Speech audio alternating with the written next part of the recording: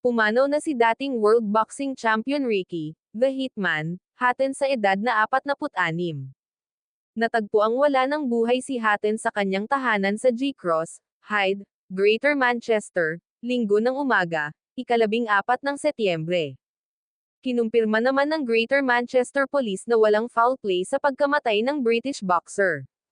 Nakilala si Hatton bilang isa sa mga pinakamahuhusay na boksingero sa United Kingdom, kung saan hawak niya ang iba't ibang world at UK titles, at tinanghal na Fighter of the Year noong 2015.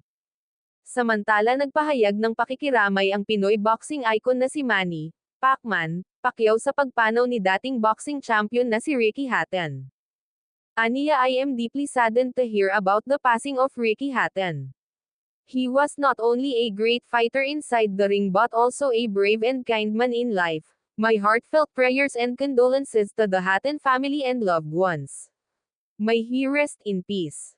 Nagtuo sina Hatton at Pacquiao noong May 2, 2009 sa MGM Grand Garden Arena sa Las Vegas, Nevada, kung saan nanalo si Pacman sa pamamagitan ng knockout.